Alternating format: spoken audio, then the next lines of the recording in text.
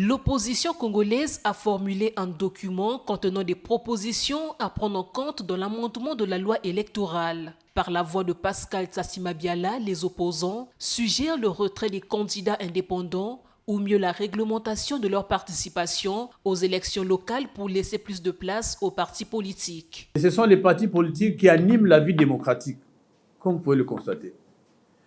Et lorsqu'arrivent les élections, l'irruption d'année en année de ce qu'on appelle maintenant les indépendants vient brouiller un peu le message électoral que nous voulons donner. Savez-vous qu'ils sont quelquefois plus nombreux que tous les partis politiques de la majorité et de l'opposition, les élections locales particulièrement.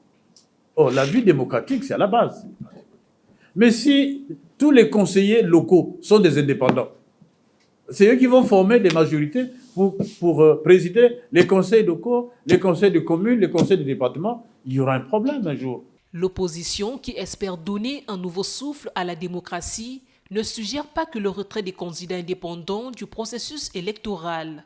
Sans vous donner la substance du document final, dont nous réservons la primeur à l'autorité compétente, c'est-à-dire le monsieur le ministre de l'Intérieur, il me paraît tout de même opportun de fixer l'opinion sur les principes directeurs qui sous-tendent son contenu.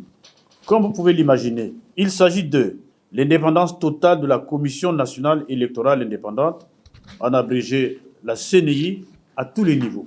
C'est la première exigence. La mise en œuvre effective de la biométrie, selon la formule expérimentée lors des recensements administratifs spéciaux, la révision à la baisse du montant des cautionnements pour toutes les élections.